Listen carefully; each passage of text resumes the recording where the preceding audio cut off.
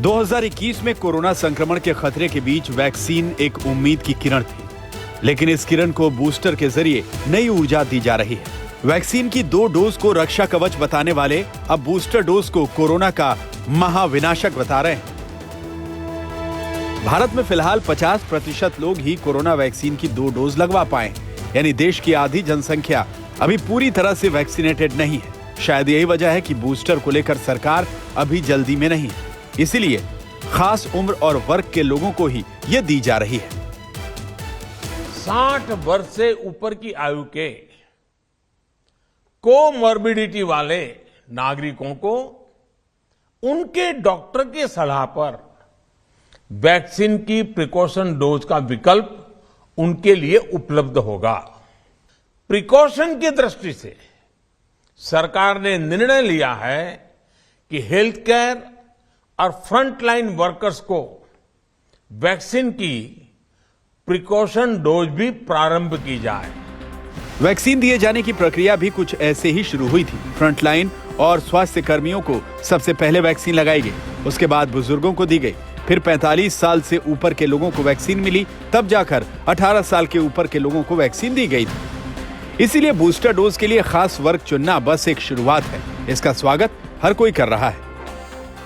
जो vaccination drive शुरू हुई थी, हमारा फर्स्ट या सेकंड डे जैसे ही आया हमारा नंबर, हम दोनों ही वैसे, क्योंकि विश्वास आगे बढ़ता गया, क्योंकि जब वैक्सीनेशन मोदी जी ने अपने ऊपर खुद लोगों ने देखा किस प्रकार से उन्होंने एक ऐसी, उन्होंने समर्पण भाव था, उनको विश्वास था, वो कॉन्फिडेंस हमारा आज भी बरकरार है। अगर आज वो कहते हैं कि बूस्टर डोज लगनी चाहिए, welcome, we should be welcome. दुनिया भर के वैज्ञानिक कह चुके हैं कि ओमिक्रॉन एक बड़ा खतरा है। 1 महीने के अंदर ही कोरोना का ये वेरिएंट 100 से ज्यादा देशों में फैल चुका है। भारत के भी 17 राज्यों में कोरोना के ओमिक्रॉन वेरिएंट के मरीज मिल चुके हैं। ओमिक्रॉन के बारे में एक्सपर्ट्स का मानना है कि मौजूदा वैक्सीन की 2 डोज इस वेरिएंट पर बहुत ज्यादा कारगर नहीं है, इसीलिए अब बूस्टर डोज दिए जाने का कदम उठाया गया है। I would say get boosters for the high-risk people. I would also get boosters for healthcare workers. And the reason is, even if their disease is mild, if many healthcare workers get sick very, very quickly, even if they're mild disease and they're at home for 5 or 10 days, it will make it hard to run hospitals with many people out. So I would focus on healthcare workers. I would focus on high-risk people. I would get them a booster. I don't think at this point, with limited supply, I don't think everybody else needs a booster right away.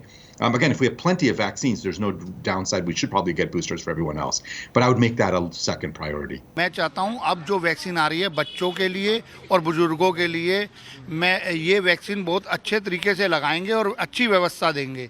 और इस समय बहुत ज़रूरत है, जिस तरीके से दिल्ली के केस बढ़ते जा रहे हैं, और मैं जनता से भी और सब साथियों से भी यही कहूँगा, वैक्सीन अवश्य लगाना, क्योंकि उसी वजह से आज हमारी दिल्ली सेफ रही है। बूस्टर डोज को लेकर एडिनबरा यूनिवर्सिटी की एक स्टडी बताती है कि ओमिक्रॉन वेरिएंट का मुकाबला करने में वैक्सीन की तीसरी डोज ज्यादा सक्षम है। ये ओमिक्रॉन के खिलाफ 57% ज्यादा सुरक्षा देती है। People who have taken booster doses and there are reports of breakthrough infections despite the booster dose. But I think one good thing which is emerging is that most of these patients, which are still in the rarity, have minor symptoms or asymptomatic, and usually the chances of developing a severe infection post booster have been quite low. India, nobody has boosters, but I do believe that many people have had 2 vaccines and 1 infection. These 3 kits sort of can give you more of a protection. अब सवाल यह है कि booster के बारे में क्यों कहा जा रहा है कि ये ओमिक्रॉन के लिए ज्यादा असरदार होगी। ये जानने के लिए इंडिया टुडे की डेटा इंटेलिजेंस यूनिट ने उन देशों के आंकड़े देखे जहां लोगों को बूस्टर डोज दी गई थी। वो देश जहां बूस्टर दिए गए हैं उनमें अमेरिका, यूके, जर्मनी, फ्रांस और इजराइल है। इन देशों में देखा गया कि बूस्टर डोज दिए जाने के बाद कोरोना के मामले और उससे होने वाली मौतें कम हुई हैं। यूनाइटेड किंगडम की बात करें तो 9 जनवरी 2021 को औसतन 60,000 मरीज आए थे और करीब 900 लोगों की मौत हुई थी। लेकिन बूस्टर डोज लगने के बाद आज औसतन 90,000 मामले आ रहे हैं, लेकिन मौतों का औसत 112 है। इसी तरह फ्रांस में अप्रैल 2021 के दौरान औसतन 45,000 मामले आ रहे थे और 288 लोगों की मौतें हुई, लेकिन बूस्टर डोज लगने के बाद अब हर रोज औसतन 56,000 मामले आ रहे हैं, लेकिन मौतों का औसत 162 हो गया है। जर्मनी में भी बूस्टर डोज के बाद स्थिति बदली हुई है। अप्रैल 2021 के मध्य तक कोरोना के औसतन 21,000 मामले आ रहे थे और 231 लोगों की मौत हुई, लेकिन बूस्टर के बाद ये स्थिति बदल गई है। कोरोना के मामले तो बढ़े, लेकिन मरीजों की मौत कम हुई। यही ट्रेंड अमेरिका, इजराइल और यूरोप के बाकी देशों में भी देखने को मिला। इन आंकड़ों से ये बात साफ हो गई है कि बूस्टर डोज के बाद भले ही कोरोना वायरस का संक्रमण फैलता हो, लेकिन मौत की आशंका कम हो जाती है। So when we think about vaccination and boosters, we have to think about the benefit of vaccination and boosting on each of these. So there may be a certain amount of benefit again in protecting against asymptomatic infections and very mild COVID-19.